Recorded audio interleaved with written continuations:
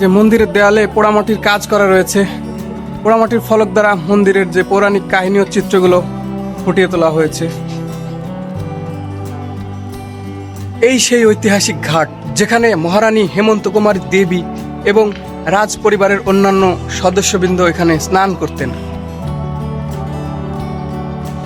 রাজাদের ব্যবহৃত যে টেবিল, খাট এবং এই আসবাবপত্রগুলো এখানে আছে।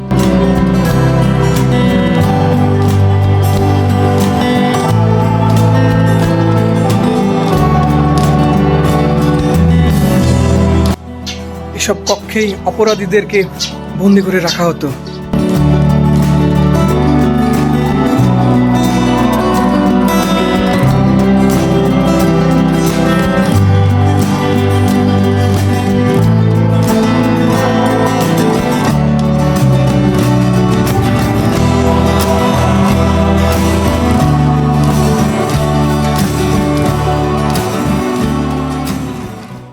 বন্ধুরা, রাজশাহীর পুঠিয়া থেকে শুভেচ্ছা জানাচ্ছি। আমি শিহাব আহমেদ। আমি এখন আছি পুঠিয়া রাজবাড়িতে। আজকে এই রাজবাড়ির সমস্ত ঐতিহাসিক নিদর্শনগুলো আপনাদেরকে দেখাবো এবং এখানকার রাজরাজাদের যে ইতিহাস সেটি শোনাবো। তো চলুন ঘুরে ঘুরে দেখা যাক পুরো রাজবাড়িটি।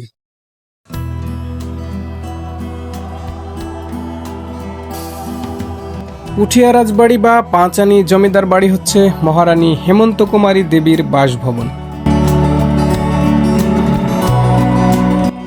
বাংলার প্রত্নতাত্ত্বিক ঐতিহ্যের মধ্যে রাজশাহীর পুঠিয়া রাজবাড়ি অন্যতম। 1895 সালে মহারানী হেমন্ত কুমারী দেবী আকর্ষণীয় ইন্দো ইউরোপীয় স্থাপত্য রীতিতে আয়তাকার দ্বিতল বর্তমান রাজবাড়িটি তার শাশুড়ি শ্রী শরৎ সুন্দরী দেবীর সম্মানার্থে নির্মাণ করেন। ভবনের সম্মুখভাগের স্তম্ভ অলঙ্করণ, কাঠের কাজ, কক্ষের দেয়ালে ও দরজার উপর ফুল ও লতাপাতার চিত্রকর্ম চমৎকার নির্মাণশৈলীর পরিচয় বহন করে।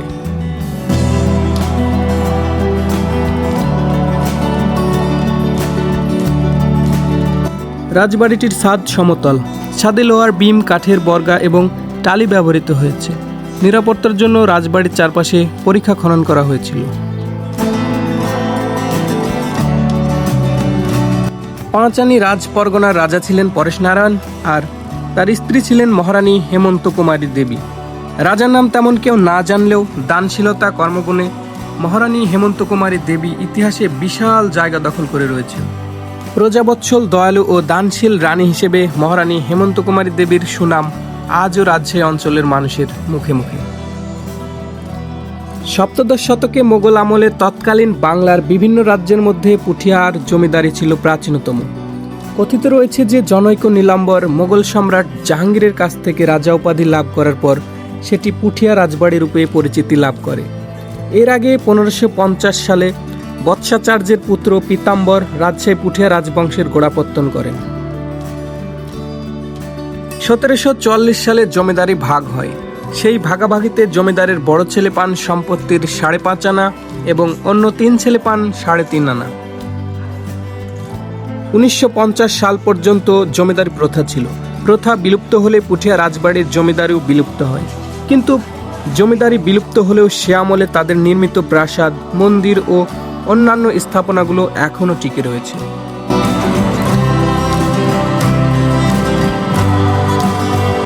হেমন্ত কুমারী দেবী নির্মিত রাজবাড়ির পাশেই শ্যামসাগর দিঘির পাড়ে রয়েছে চারানী রাজবাড়িটি। এটি পরেশ নারায়ণের ছোট ভাই নরেশ নারায়ণের রাজপ্রাসাদ।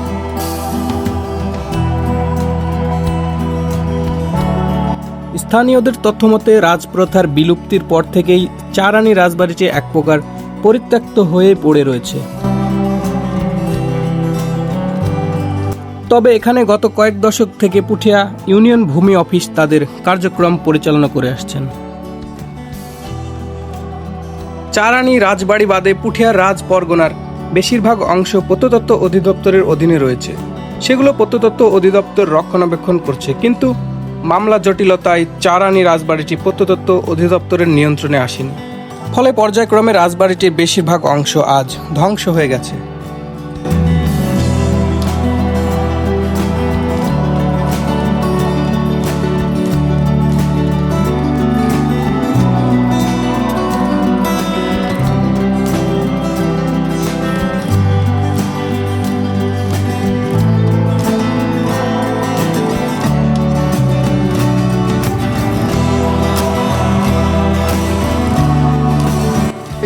চারানি জমিদার বাড়িতে এখন আছি আমি। পাঁচানি জমিদার বাড়ি যেটি মূল ভবন যেটি দেখে আসলাম, সেটি প্রত্নতত্ত্ব অধিদপ্তরের আওতাধীন থাকলেও এটি কিন্তু নেই, যার কারণে অযত্নে অবহেলায় ভুগছে। এটি যে কোনো দিন হয়তো বা বিলীন হয়ে যাবে, জরাজীর্ণ অবস্থায় পড়ে রয়েছে। এখানে এখন বেশ কিছু চড়ুই পাখি দেখা যাচ্ছে, তাছাড়া আর কেউ এখানে নেই। এটি তেমন একটা দর্শনীয় স্থানও নয়, পরিত্যক্ত একেবারে। এটি যে কেন সংরক্ষণ করা হলো না, এখানকার ইতিহাসটাকে কেন মুছে দেওয়া হচ্ছে, এটি আসলে আমার কাছে একটি বড় লাগছে। এটাও সংরক্ষণ করা উচিত ছিল প্রত্নতত্ত্ব অধিদপ্তরের, কিন্তু তারা এটি করেনি।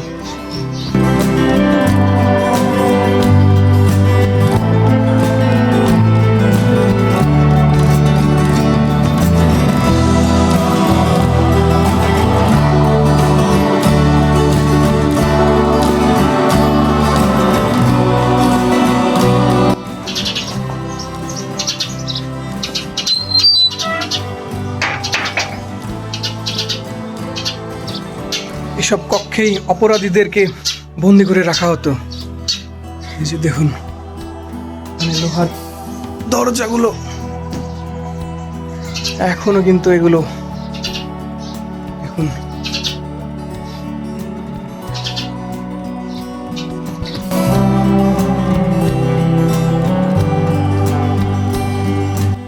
চারানি রাজবাড়ির পাশেই রয়েছে আরো 3টি মন্দির। মন্দিরগুলো দেখতে খুবই সুন্দর।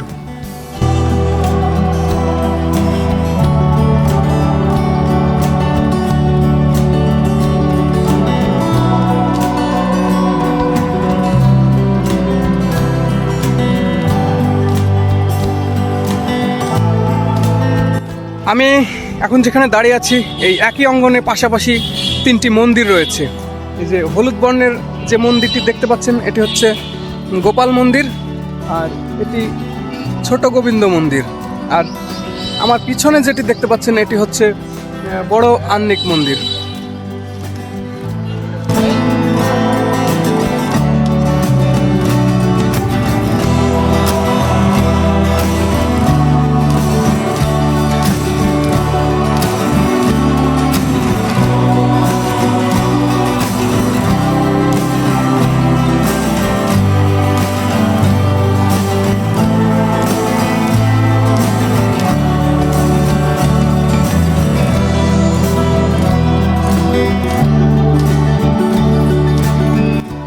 বিদেশ থেকে প্রচুর মানুষ এই ঐতিহাসিক নিদর্শনগুলো দেখতে প্রতিদিন ছুটে আসছে পুঠিয়া রাজবাড়িতে।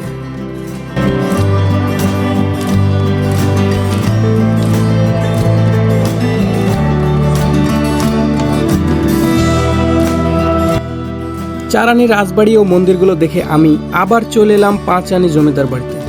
এই রাজবাড়ির ভেতরে রয়েছে 400 বছরের পুরাতন গোবিন্দ মন্দির, তার একটু পিছনে রয়েছে রানীমহল, রানীর স্নানঘাট এবং ছোট আহ্নিক মন্দির, এবং মূল ভবনের 2য় তলায় রয়েছে জাদুঘর, যেখানে রাজাদের ব্যবহৃত জিনিসপত্র রয়েছে, সেগুলোও আপনাদেরকে দেখাচ্ছি।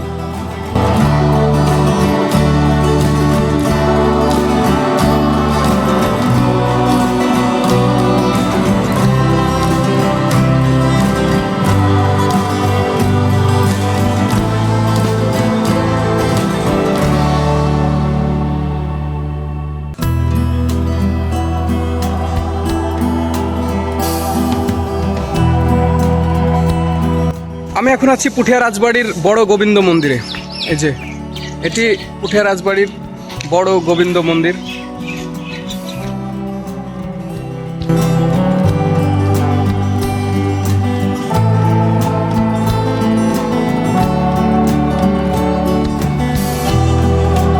যে মন্দিরের দেয়ালে পোড়ামাটির কাজ করা রয়েছে, পোড়ামাটির ফলক দ্বারা মন্দিরের যে পৌরাণিক কাহিনী ও চিত্রগুলো ফুটিয়ে তোলা হয়েছে।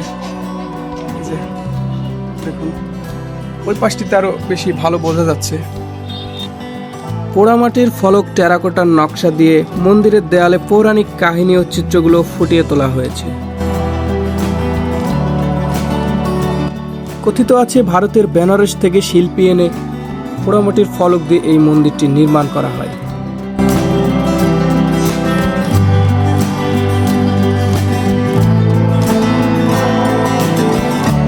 মন্দিরের গর্ভগৃহে রাধা গোবিন্দের মূর্তি রয়েছে এবং নিয়মিত পূজা অর্চনা করা হয় এখনো।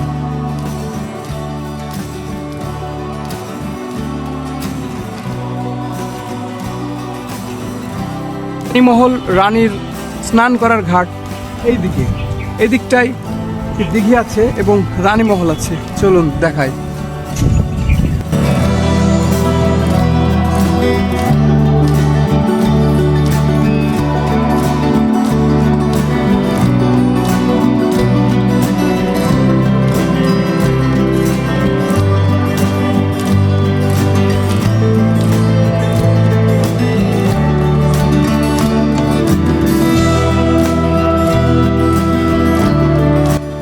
এই সেই ঐতিহাসিক ঘাট যেখানে মহারানী হেমন্ত কুমারী দেবী এবং রাজ পরিবারের অন্যান্য সদস্যবৃন্দ এখানে স্নান করতেন।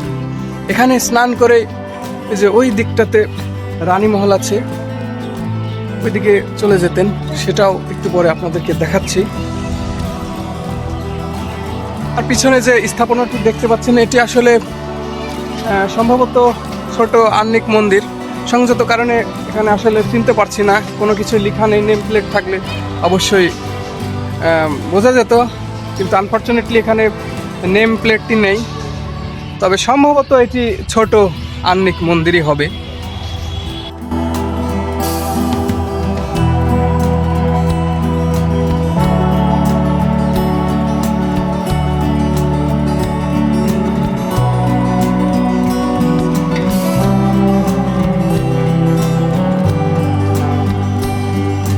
এখন আছি রানী মহলে।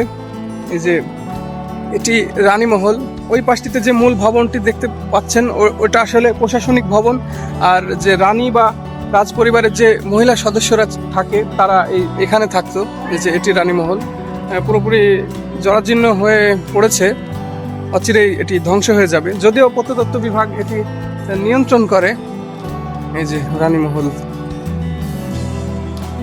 এবার আমি যাচ্ছি মূল ভবনের দ্বিতীয় তলায়, যেখানে রয়েছে জাদুঘর। সে আমলের রাজা রানীদের ব্যবহৃত জিনিসপত্র ছাড়াও অনেক ঐতিহাসিক নিদর্শন সেখানে রয়েছে।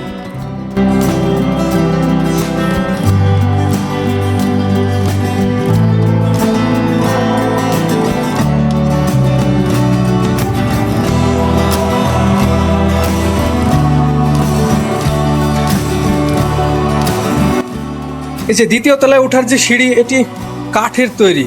সেই সময়কার কাঠের তৈরি সিঁড়ি এখনো টিকে আছে, ভাবা যায়।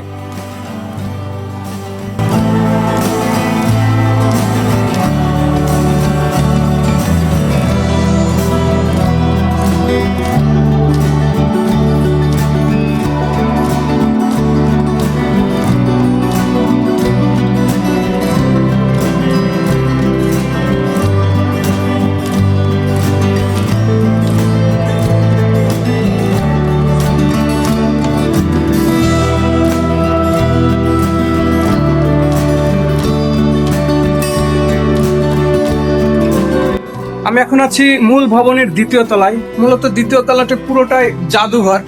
এখানে বিভিন্ন রুমে জাদুঘর, যে রাজাদের যে ব্যবহৃত যে জিনিসপত্র সেগুলো এই জাদুঘরে রাখা হয়েছে। প্রত্যেকটি রুমেই কম বেশি ঐতিহাসিক জিনিসগুলো রাখা আছে, সেগুলো আপনাদেরকে দেখাচ্ছি পর্যায়ক্রমে।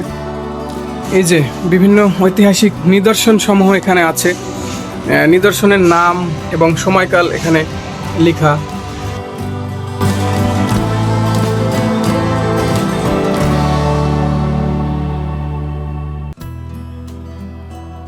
এখানে রাজাদের ব্যবহৃত যে টেবিল, খাট এবং এই আসবাবপত্রগুলো এখানে আছে। এর আনুমানিক সময়কাল কাঠের টেবিল 1700-1800 খ্রিস্টাব্দ, যেখানে সুস্পষ্টভাবে উল্লেখ রয়েছে।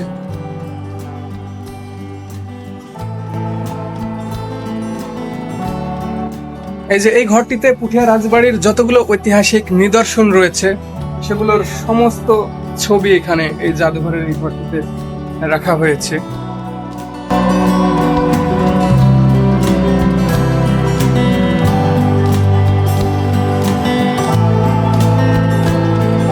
দোতলার একটি কক্ষে অতি মূল্যবান কোটি কোটি টাকা মূল্যের কোষ্ঠী পাথরের বিভিন্ন মূর্তি রয়েছে, যেগুলোর ভিডিও করা বা ছবি তোলা দুটোই নিষেধ।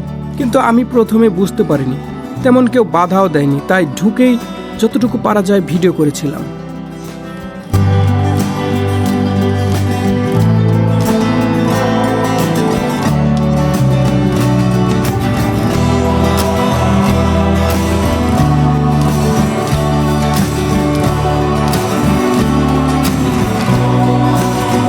লোহার তৈরি সিন্দুক এর আনুমানিক সময়কাল 1700 থেকে 1800 খ্রিস্টাব্দ। প্রাপ্তি স্থান এখানে কুঠিয়া রাজবাড়িতে। যে সিন্দুকটি দেখুন কি ভারী, একবার চিন্তা করা যায়। ভাইরা কি রাজবাড়ি ঘুরতে এসেছেন? ঘুরে কেমন লাগছে রাজবাড়ি? প্রথম আসলাম তো, একটু ঘুরে দেখি, তারপরে বলতে পারবো। পুরোটা এখনো ঘোরেননি? না, মাত্র এখানে আসলাম। কোথা থেকে এসেছেন আপনারা? আমি বাড়ি গাজীপুর, তাহলে আসছি বোনের বাসায়, এখানে তারপর আসছি। বোনের বাসা রাজশাহী। আচ্ছা, ঘোরেন তাহলে। পুঠিয়া রাজবাড়ির আশেপাশে 6টি রাজদিঘি রয়েছে। প্রত্যেকটি দিঘির আয়তন 6 একর করে। মন্দিরও রয়েছে 6টি। সবচেয়ে বড় শিব মন্দির। শ্যামসাগর দিঘির এক পাশ থেকে শিব মন্দিরের চূড়া দেখতে দারুণ লাগে। এখানকার নান্দনিক স্থাপনাগুলোর মধ্যে শিব মন্দিরের প্রতি দর্শনার্থীদের টান অন্যরকম। এখন আমি দেখাবো সেই শিব মন্দিরটি, যেখানে উপমহাদেশের সব থেকে বড় শিব মূর্তি বা শিবলিঙ্গ রয়েছে।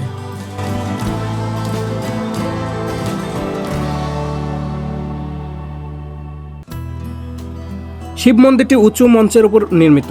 মন্দিরের চারপাশে টানা বারান্দা ও মধ্যে একটি গর্ভগৃহ রয়েছে। এই শিব মন্দিরটি 1823 থেকে 1830 সালের মধ্যে রানী ভুবনময়ী দেবী নির্মাণ করেন। এটি পঞ্চরত্ন স্থাপত্যশৈলীর এক অপূর্ব নিদর্শন। আচ্ছা, এই যে এখানকার যে শিব মূর্তি বা শিবলিঙ্গ, এটি এশিয়ার মধ্যে সব থেকে বড়, এটি আসলে কি সত্য?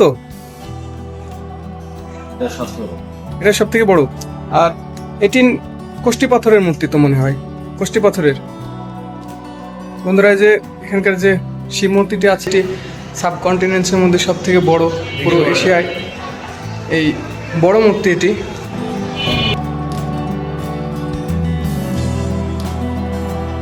এখন আছি পুঠিয়া রাজবাড়ির শিবা টেম্পল বা শিব মন্দিরে। এই যে এখানকার যে মূর্তিটি দেখতে পাচ্ছেন, এই শিবলিঙ্গটি, এটি এশিয়ার বৃহত্তম মূর্তি। থেকে বড় কোষ্ঠী পাথরের মূর্তি এশিয়ায় আর দ্বিতীয়টি নেই, এমনটি বললেন এখানকার যে কাকু। এই যে মূর্তির অবয়ব, এটি 1971-এ পাকিস্তানি বাহিনী তারা এগুলো ধ্বংস করে দিয়েছিল। এখানকার যে স্থানীয় কেয়ারটেকার আছে তার সাথে কথা বলে জানতে পারলাম।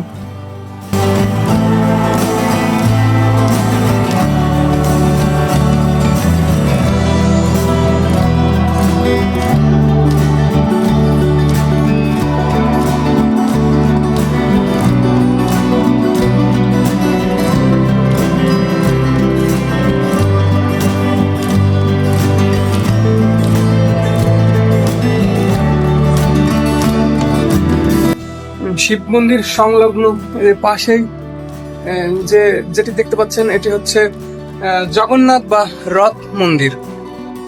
ওটাতে আসলে পূজা বা মূর্তি নেই। শিব মন্দিরের পাশেই জগন্নাথ বা রথ মন্দির রয়েছে। এটিও 1830 সালে রানী ভুবনময়ী নির্মাণ করেন বলে জানা যায়। তো বন্ধুরা, এই ছিল আজকের ভিডিও। দেখা হচ্ছে পরবর্তী কোনো এক ভিডিওতে। ভিডিও বড় হওয়ার কারণে বেশ কিছু নিদর্শন দেখাতে পারলাম না, সেগুলো দেখাবো কোনো একদিন। ভিডিও ভালো লাগলে পরবর্তী ভিডিও পেতে চ্যানেলটি সাবস্ক্রাইব করুন এবং ফেসবুকে দেখলে ফলো করে পাশে থাকবেন। ধন্যবাদ।